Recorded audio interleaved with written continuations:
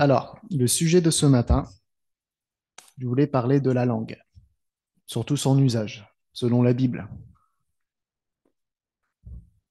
Nous allons lire dans Proverbe 15 au verset 4. Ce sera le verset d'introduction du message. Une langue douce est un arbre de vie, mais la perversité qui est en elle brise l'esprit. On peut remarquer que dans ce proverbe, dans ce verset, on peut vraiment scinder en deux ce verset. Nous avons une recommandation, puis un avertissement au sujet de la langue. Donc cette langue douce peut être un arbre de vie, mais la perversité qui est en elle brise l'esprit. Bien sûr, nous ne parlons pas du simple organe se trouvant dans notre bouche, mais bien de son utilisation. Bien que son utilisation a bien été un sujet de bénédiction, d'encouragement, d'enseignement, elle a été aussi le sujet de discorde, de rébellion et de destruction. Dans la parole de Dieu, nous y trouvons divers enseignements et avertissements, des avertissements concernant son usage. Donc dans ce message, nous verrons les différents aspects positifs, mais aussi négatifs de son usage. Nous allons nous intéresser à la source de son utilisation, les médisances, le mensonge, son emballement.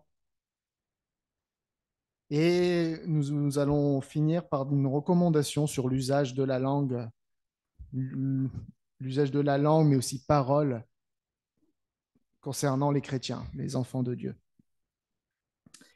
Tout d'abord, nous allons nous intéresser à la source de son utilisation. Vous savez, quand il y a un problème, je ne sais pas si vous connaissez un peu cette expression-là, ça ne sert à rien de remplir un tonneau qui est troué.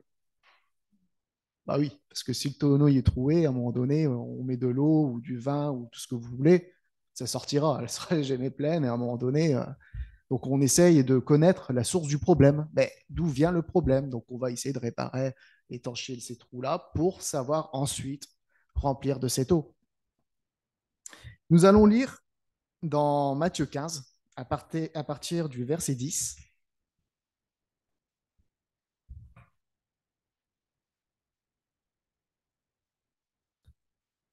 Jésus appela à lui la foule et lui dit, écoutez et comprenez, ce n'est pas ce qui entre dans la bouche qui rend l'homme impur, mais ce qui sort de la bouche, c'est ce qui rend l'homme impur. Alors ses disciples s'approchèrent et lui dirent, sais-tu que les pharisiens ont été scandalisés d'entendre cette parole?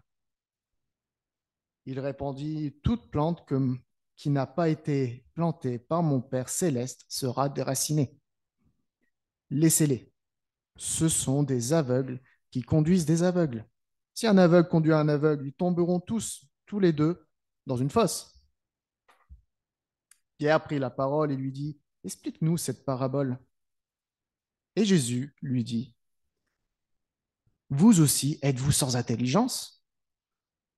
Ne saisissez-vous pas que tout ce qui entre dans la bouche va dans le ventre, puis est jeté à l'écart? Pour notre part, c'est les toilettes. Mais ce qui sort de la bouche provient du cœur. Et, ce qui, c'est, et c'est ce qui rend l'homme impur. Car c'est du cœur que viennent les mauvaises pensées, les meurtres, adultères, prostitution, vol, faux témoignages, blasphème. Voilà ce qui souille l'homme. Mais manger sans s'être lavé les mains, cela ne rend pas l'homme impur. Très intéressant, l'enseignement de Jésus. Donc forcément, ça n'a pas plu. Il y a certaines personnes qui ne voulaient pas qu'on touche à leur tradition. Mais suivre des traditions sans comprendre le sens de cette tradition, c'est un peu ce que Jésus dénonçait en disant, mais vous avez aucun sens. Au verset 12, les disciples rapportèrent à Jésus que les pharisiens avaient été froissés de ses paroles. Oh, il aurait pu être un peu plus calme, Jésus, hein. Il n'aurait pas dû annoncer toutes ces vérités. Vous savez, il faut regarder un peu la psychologie des gens. Il ne faut pas annoncer trop de vérités comme ça d'un coup, hein. Ça peut froisser. Il ne pouvait en être autrement car le Seigneur atteignait leur conscience en dénonçant ouvertement le grand mal qui les caractérisait. Il voulait paraître pur au dehors en observant des traditions qui leur donnaient une apparence de sainteté. Et le Seigneur leur disait que c'est pas la souillure extérieure qui souille l'homme devant Dieu, mais c'est celle qui vient du cœur que tout homme porte au-dedans de lui. Jésus répondit aux disciples, toute plante que mon Père céleste n'a pas plantée sera déracinée. Laissez-les. Ce sont des aveugles, conducteurs d'aveugles. Et si un aveugle conduit un aveugle, ils tomberont tous deux dans une fosse. Il est impossible de voir son propre chemin et de conduire les autres si ce n'est que par la lumière de la parole de Dieu. Vous savez, des fois, on va discuter avec des personnes, vous essayez de convaincre la personne, bien sûr, avec des arguments bibliques, mais quand vous voyez que ces personnes-là refusent même ces arguments bibliques, à un moment donné, on se dit, ah, il faut les laisser, c'est tout. Il faut les laisser dans les raisonnements. Euh, entre guillemets, ça ne sert à rien de donner des perles au pourceau. Il est impossible de voir son propre chemin et de conduire les autres si ce n'est qu'à la lumière de la parole de Dieu reçue avec toute son autorité. La prétention d'être guide spirituel tout en mettant de côté les Écritures, même partiellement, vous savez, des fois on peut avoir tendance de prendre qu'un morceau de la parole de Dieu, mais on ne regarde pas tout le contexte, n'aboutit qu'à l'égarement et à la perdition pour le conducteur et son troupeau. Ces conducteurs se sont établis eux-mêmes dans leurs fonctions, ils seront déracinés. Donc si on n'est pas enraciné dans la parole de Dieu, si on n'est pas cette plante qui vient du Seigneur et qu'on renonce à notre gloire, bah, à un moment donné, un jour ou l'autre, on va être déraciné. Et le Seigneur dit quoi par rapport à ça? Le Seigneur dit, laissez-les. Si quelqu'un ne se soumet pas à la parole de Dieu, à quoi bon discuter? C'est clair. C'est à un moment donné, soit tu es d'accord avec la parole de Dieu, soit tu n'es pas d'accord. Bah, si tu n'es pas d'accord, on n'a plus de sujet à débattre, c'est tout. C'est que la parole de Dieu dit ça, mais maintenant, toi, tu dis ouais, mais non, mais. Ah non, la parole dit ça. Euh, le Seigneur est souverain, c'est lui le roi. Vous savez, souvent, on a souvent vu des gens qui cherchaient une église qui s'adaptait là où il y a de la musique, là où c'est vivant selon eux. Ils cherchent un peu à faire leur propre organisation à eux en disant, mais moi, je voudrais bien. Vous imaginez, vous avez votre mariage, et à un moment donné, c'est les invités qui font la loi à votre mariage en disant, ah, mais moi, je voudrais des tables carrées. Mais non, moi, je t'ai dit, je t'ai mis des tables rondes. Vous voyez, c'est aberrant. C'est le Seigneur qui est maître de l'Église. Et quand on va dans une église, c'est lui qu'on recherche à plaire, à l'obéir. C'est lui qui dirige tout. Il est la tête. Pierre demande à Jésus d'exposer aux disciples la parabole du verset 10 et 11. Ils ne comprenaient pas encore quelle était la source et le véritable caractère de la souillure devant Dieu, tellement qu'ils avaient l'habitude de ne considérer que la souillure extérieure, ce qui est visible, dont on se purifiait par les lavages ordonnés par la loi. Mais ce n'était pas là que des types et figures de réalité telles qu'est aux yeux de Dieu. Ce qui souille, c'est quoi? C'est le péché. Ça ne va pas être la nourriture, ça ne va pas être Ce qui souille, c'est le péché. Et le péché vient du cœur naturel, charnel. Lorsqu'il se manifeste en parole ou en acte quelconque, l'homme est souillé. Donc, à un moment donné, si on revient à la source, si ce cœur est charnel, bah, il y a un problème, forcément. Ça va ressortir à un moment donné par la bouche ou par des actes. On voit. D'ailleurs, on parle aussi des fruits de la chair. Il y a les fruits de l'esprit. Quand on a un cœur renouvelé passant par cette étape de repentance et qu'on accepte le Seigneur dans notre cœur, se laisser transformer par le Seigneur, bah forcément, on a un cœur nouveau, on a une nouvelle nature. Et par conséquent, on voit les fruits de cette nouvelle nature qu'on voit dans Galates 5. Mais de même, sur un cœur qui est charnel, bah, on voit les fruits aussi dans le livre des Galates, on voit les fruits de la chair et ses conséquences. Le verset 19 donne une liste affreuse de tout ce qui peut sortir du cœur. Combien il faut prendre garde à cette source de corruption afin que ces manifestations ne nous souillent pas. En tête de liste viennent les mauvaises pensées, ces actes du cœur que personne, si ce n'est que Dieu, ne voit. Vous savez, on a toujours tendance aussi à remarquer les péchés qui sont visibles, donc par rapport aux actes. Et souvent, les péchés invisibles, mais on a tendance de passer à côté, comme les mauvaises pensées, la haine.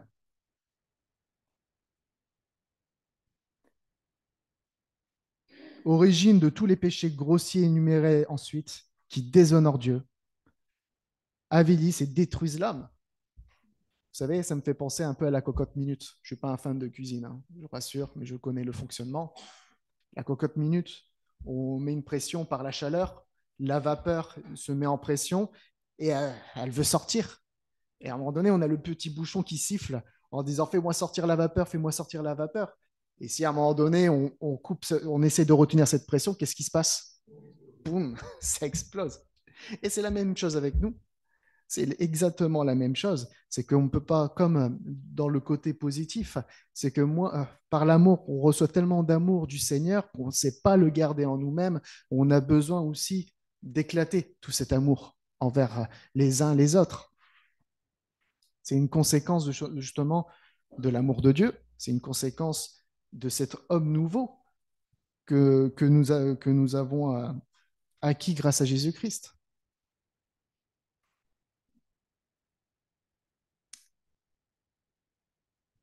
Si Caïn, vous vous souvenez l'histoire de Caïn, si Caïn avait jugé la pensée de haine qu'il avait conçue à l'égard de son frère, il ne l'aurait jamais tué.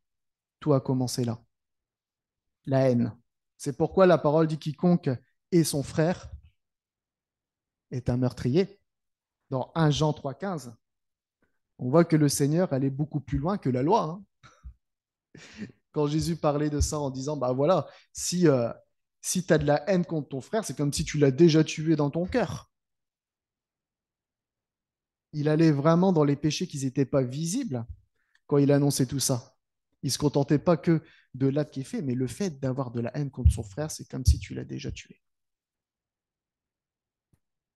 Il est de toute importance de veiller sur son cœur.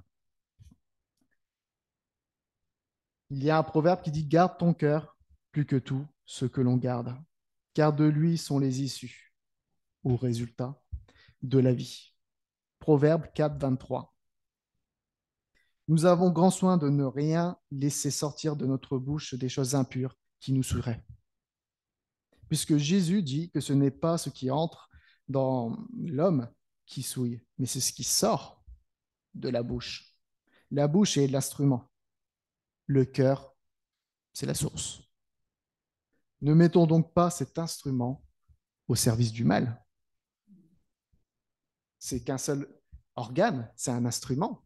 Vous savez, je jouais de la trompette. La trompette, bah, en réalité, c'est moi qui l'utilisais pour dire d'avoir un bon son.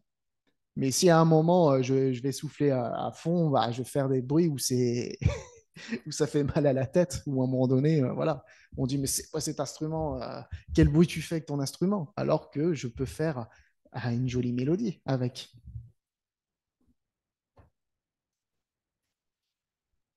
Ensuite, nous allons parler forcément de la médisance.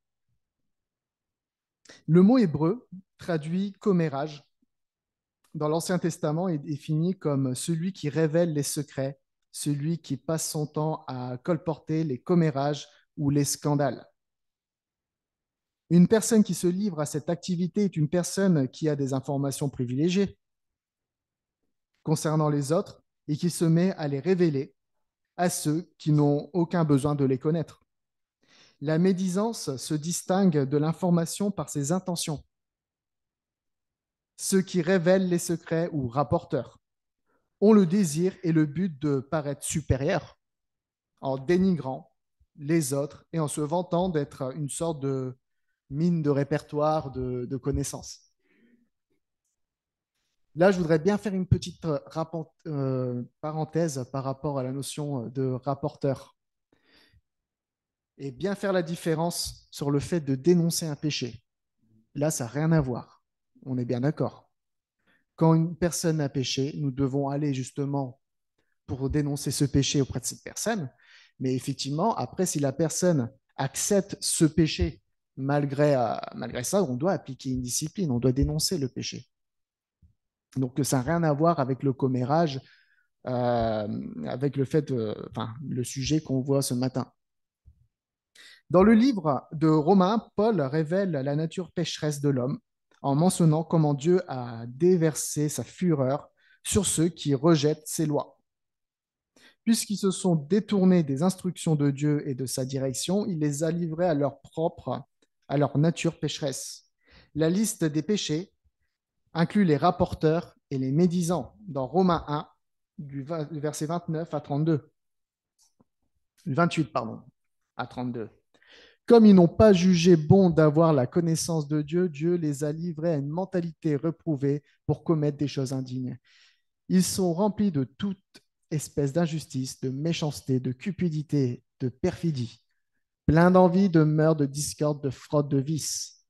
Au verset 30, rapporteurs, médisants, impies, emportés, orgueilleux, fanfarons, ingénus du mal, rebelles à leurs parents, sans intelligence, sans loyauté, sans affection, sans indulgence, sans pitié.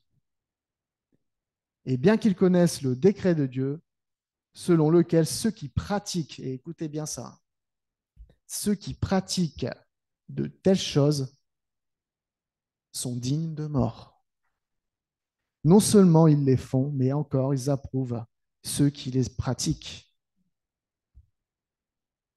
Des fois, il y a des chapitres, des versets où il n'y a même pas besoin de commenter. C'est tellement clair. Nous voyons dans ce passage combien le péché de la médisance est grave et comment il caractérise ceux qui sont sous la colère de Dieu. Un autre groupe de personnes qui étaient et sont encore aujourd'hui connus pour s'adonner à cette activité sont les veuves. Paul met en garde les veuves contre le fait de nourrir cette habitude de commérage et d'oisiveté. Ces femmes sont décrites comme causeuses et intrigantes, disant ce qu'il ne faut pas dire dans 1 Timothée 5 du verset 12 à 14.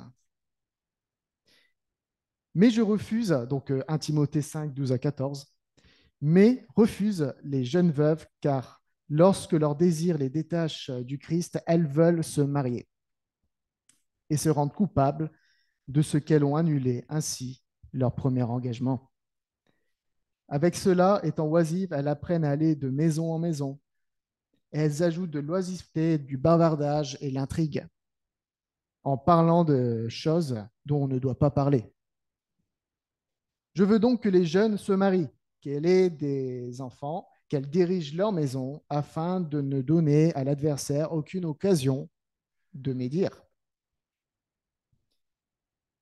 Parce que les femmes ont tendance à passer leur temps les unes chez les autres et à travailler de façon personnelle les unes avec les autres, Elle entend et observe des situations qui peuvent être déformées.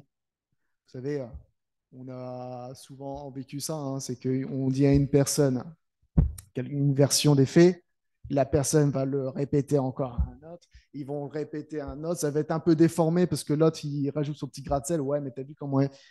Et on arrive à une version complètement erronée. Donc là, à ce moment-là, Paul a dû faire de mettre un peu d'ordre. Bien sûr, il y avait des jeunes veuves. Donc une veuve, c'est quelqu'un, c'est une femme qui a perdu son mari, donc par la mort. Et Paul, à un moment donné aussi, il y avait aussi parmi elles ceux qui faisaient un vœu en disant, bah non, mais moi euh, je veux pas chercher un autre homme pour justement honorer ma première décision. Mais Paul, en mettant en ordre les choses, disait que le souci, c'est que quand ils sont jeunes, bah, ils avaient tendance, vu qu'ils avaient rien à faire, ils avaient tendance à aller de maison en maison, commencer à commérer. Et pour éviter toute occasion de chute, que le mal, que Satan arrive à mettre son nez dans ces affaires-là, bah, à un moment donné, Paul dit, bah non, si vous êtes jeune, refuse ce titre de veuve à ces jeunes qui se remarient.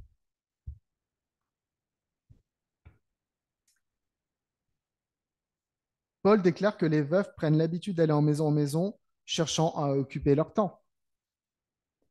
Dans le Proverbe, au chapitre 20, au verset 19, celui qui répand la calomnie dévoile les secrets. Ne te mêle pas avec celui qui ouvre ses lèvres. Nous avons aussi un devoir, lorsque nous entendons justement cette médisance, c'est de ne pas s'y mêler, de pas à un moment donné attiser ce commérage, continuer à l'attiser. Mais on voit qu'on ne doit pas, ne te mêle pas avec celui qui ouvre ses lèvres. Les femmes ne sont assurément pas les seules à avoir été coupables de médisance, hein. Je vais commencer à corriger mes propos, enfin, à affiner au fur et à mesure mes propos. Ça, on va dire que je suis un machiste et je vais avoir toutes les féministes de Condé qui vont débarquer devant chez moi. N'importe qui peut se trouver impliqué dans la médisance, bien sûr. Le livre des Proverbes présente une longue liste de versets qui traitent des dangers, de la médisance et du mal qui peut en résulter. Donc, dans Proverbe 11, du verset 12 à 13, nous pouvons lire, celui qui méprise son prochain est dépourvu de sens, mais l'homme qui a de l'intelligence se tait. Celui qui répand la calomnie dévoile les secrets, mais celui qui a l'esprit fidèle les garde. Proverbe 11, 12 à 13. La Bible nous dit que l'homme pervers excite des querelles et le rapporteur divise les amis. Proverbe 16, 28. On voit qu'il y a beaucoup de proverbes qui parlent sur ce sujet, comme quoi il y a une grande importance. Combien d'amitiés ont été brisées sur un malentendu qui a commencé par une médisance ou un commérage? Ceux qui s'engagent dans une telle conduite ne font rien d'autre que soulever des problèmes et engendrer de la colère, l'amertume et de la peine parmi les amis. Malheureusement, certaines personnes s'en nourrissent et recherchent toutes les opportunités pour détruire les autres. Proverbe 21 au verset 23, celui qui veille sur sa bouche et sur sa langue préserve son âme des angoisses.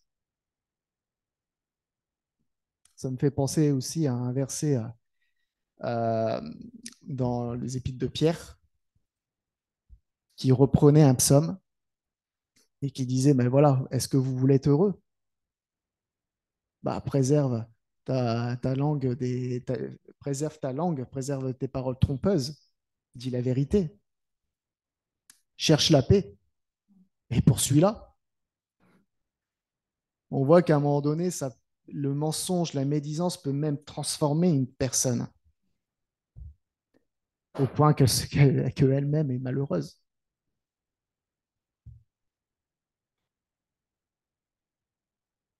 Il faut donc veiller sur notre langue et nous abstenir de cette activité charnelle. C'est une activité charnelle, comme on l'a lu, hein, pécheresse, qui est la médisance. Nous avons quelques exemples, enfin même beaucoup d'exemples bibliques sur le commérage. Récemment, André avait parlé d'Absalom, je ne sais pas si vous vous en souvenez, pour discréditer David et prendre sa place. Absalom, il a commencé comment? Qui est commérage. Oh, vous cherchez à être jugé par le roi David. Oh, il est un peu relou, hein. Mais moi, si j'étais roi, il a commencé à créer ses petits partisans. Hop, il a fait une rébellion et il a pris le pouvoir. Les Israélites à Tabéra au nombre 11. Et là, c'est intéressant de voir comment le Seigneur juge le commérage. Au premier verset, ils disent, le peuple murmura et cela déplut à l'Éternel. Lorsque l'Éternel l'entendit, sa colère s'enflamma. Le feu de l'Éternel s'alluma parmi eux et dévora l'extrémité du camp. Le peuple cria à Moïse, Moïse. Non, le peuple cria à Moïse, Moïse pria l'Éternel et le feu s'apaisa. On donna à ce lieu le nom de Tébéra, parce que le feu de l'Éternel s'était allumé parmi eux. Et bien après ça, il y a eu quoi? Il y a eu la rébellion de Corée.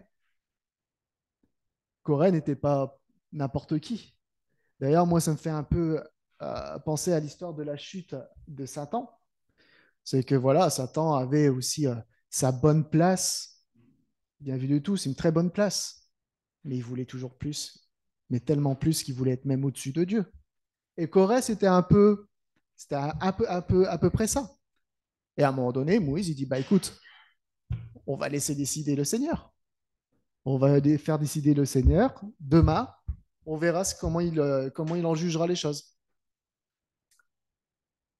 Ça m'a toujours frappé, je fais la petite parenthèse, c'est que ça ne s'est pas fait immédiatement.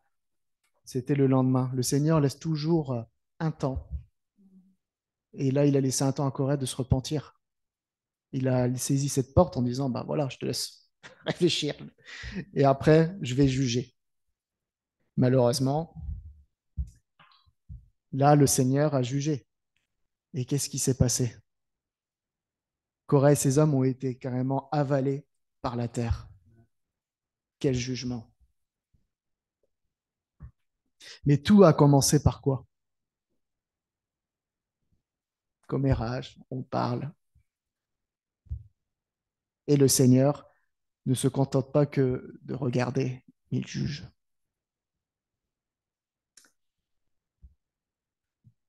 Il y a aussi des exemples en dehors de la Bible hein, sur le commérage, notamment nos politiciens. Moi, je m'en rappelle, c'était quand Sarkozy était président. Dès lors qu'il faisait une gourde ou une erreur de parole, directement, il y avait Hollande qui profitait de l'occasion dans les débats en disant vous avez vu ce qu'il a dit, monsieur le président, vous avez vu ce qu'il a dit. Là, aujourd'hui, on le voit avec Mélenchon aussi. Hein. Et m'empêche, moi, Hollande, je pensais jamais qu'elle allait être président de la République, mais il a réussi. Il a réussi son coup. En faisant quoi? Bah, du commérage, rapporteur. Vous avez vu ce qu'il a dit? Il défend un peu plus. Ils en ajoutent encore plus sur le discours. Donc on voit quand même que la médisance, c'est quand même un instrument utilisé, un instrument quand même assez puissant, très dangereux. D'ailleurs, par rapport à son côté dangereux, dans Jacques 3, au verset 5, il est dit, de même la langue est un petit membre, elle se vante de grandes choses. Voici comme un petit feu peut embraser une grande forêt. Le feu, on va se dire, bah, dans ce cas-là, il faut éteindre le feu, mais le feu, c'est utile. Vous êtes d'accord avec moi? Pour cuisiner, pour faire son petit barbecue quand il fait beau, pour se réchauffer, c'est utile à beaucoup de choses. Et pourtant, le feu, par un accident, une mauvaise utilisation du feu, on peut créer, enfin, même avec un petit feu, on peut créer un grand incendie, une explosion, beaucoup de victimes, une catastrophe. De même, La langue est la même chose. La langue est utile, mais peut faire des ravages lorsqu'elle est mal utilisée. Nous allons voir maintenant son emballement. Nous avons tous un jour parlé sous la gouvernance de nos émotions, soit par la colère, la joie ou la tristesse. Encore une fois, la parole nous enseigne à maîtriser notre langue lorsque nos émotions prennent le dessus. Vous savez, avoir des émotions, c'est normal, mais c'est ce qui en résulte après qu'il faut faire attention. Par exemple, la colère.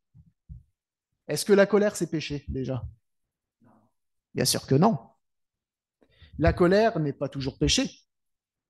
Il y a une colère qui est appelée une colère saine ou une sainte colère, selon, selon les versions que la Bible approuve. D'ailleurs, Jésus s'est déjà mis en colère. Lorsqu'il est rentré dans le temple et qu'on avait tous les marchands de tapis qui étaient là, donc Jésus s'est mis en colère. La colère devient un péché quand elle est motivée par l'égoïsme, quand elle s'oppose au dessein de Dieu ou quand on la laisse durer. On connaît très bien ces versets dans Éphésiens au chapitre 4, versets 26 à 27. Si vous vous mettez en colère, ne péchez pas. Que le soleil ne se couche pas sur votre irritation. Celui qui est lent à la colère a une grande intelligence, mais celui qui est prompt à s'emporter proclame sa folie, dit le Proverbe 14, 29. Si vous vous mettez en colère, ne péchez pas. Maîtrisez-vous. Ayez de la maîtrise. Dans Colossiens 3.8, il est écrit, mais maintenant renoncez à toutes ces choses, à la colère, à l'animosité, à la méchanceté, à la calomnie, aux paroles déshonnêtes qui pourraient sortir de votre bouche. Colossiens 3.8. D'ailleurs, pour revenir sur les versets d'Éphésiens, que dit justement l'apôtre après ces versets? Ne donnez pas accès au diable. Ne donnez pas accès au diable. Ne donnez pas accès au diable. Ensuite, une autre émotion, la joie. Quand on est content, des fois, on a tendance à vite parler et après le lendemain, on réfléchit en disant oh, j'ai dit ça, moi. Oh zut, maintenant il va falloir que je l'applique. Comme l'émotion de la colère, notre joie peut emballer nos paroles. Bien entendu, lorsque nous sommes dans la joie du Seigneur, nous louons de notre bouche. C'est ce qu'on disait tout à l'heure. On a envie de le louer dans la joie. On reçoit l'amour. On a envie de le faire sortir, notre amour pour le Seigneur, en chantant, en, par diverses manières. Mais il se peut aussi que nous faisons des promesses en les prenant à la légère. Vous connaissez Jephthé? C'est un grand exemple. Hein. Jephthé était un juge de l'Éternel qui fit une promesse lors de la bataille contre les Ammonites. Est-ce que est-ce que c'était nécessaire de faire cette promesse-là? Est-ce que s'il n'aurait pas fait cette promesse-là, il aurait perdu la guerre? Ben non, parce que c'était la volonté de l'Éternel d'aller combattre. Donc il n'aurait pas perdu.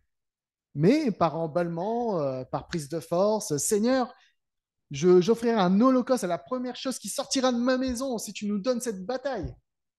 On dirait qu'il y avait besoin de dire ça à l'Éternel pour gagner la bataille, alors que c'est complètement faux.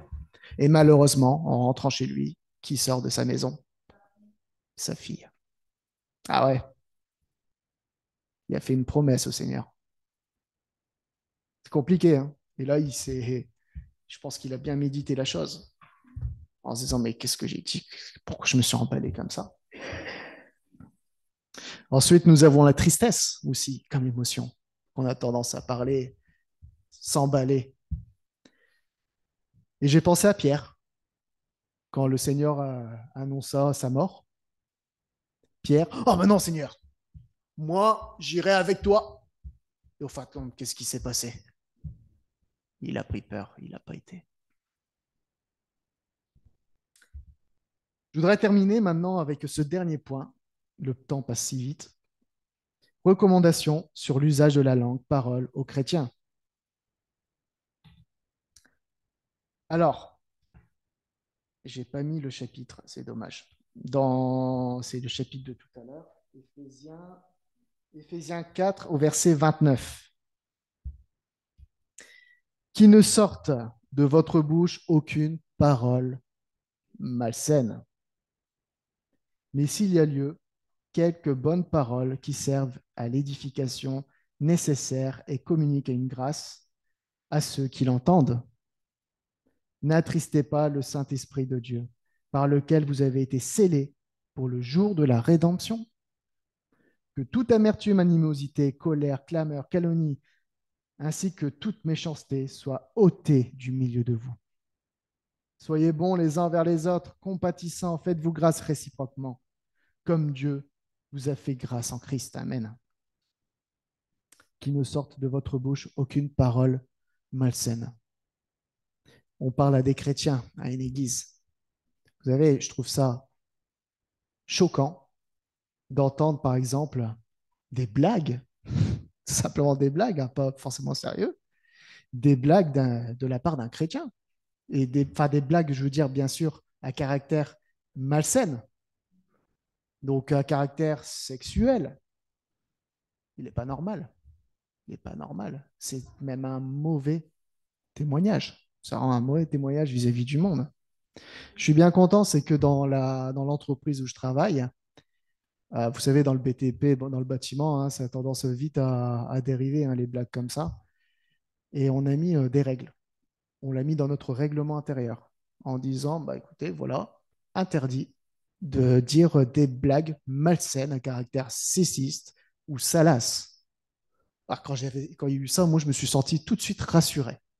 Franchement, j'étais rassuré, j'étais content en disant, bah, c'est bien, parce que franchement, des fois, on est bien mal à l'aise. Euh, voilà, c'était la petite parenthèse. Mais là, on parle vraiment aux chrétiens, mais on parle des blagues malsaines, les blagues salaces ou autres, mais aussi la manière de parler, les gros mots, les mots grossiers. À un moment donné, il faut faire attention aussi à ça. C'est pas normal qu'un enfant de Dieu parle comme le monde, grossièrement comme le monde. Et les gestes aussi, bien sûr. Mais vous savez, on parle de la langue, mais à notre époque, on va plus parler peut-être des doigts maintenant. Parce que forcément, parce que forcément, c'est tellement évolué avec les Facebook, les téléphones. Et oui, bien sûr. Je voudrais finir par ce verset, Proverbe 12, au verset 18.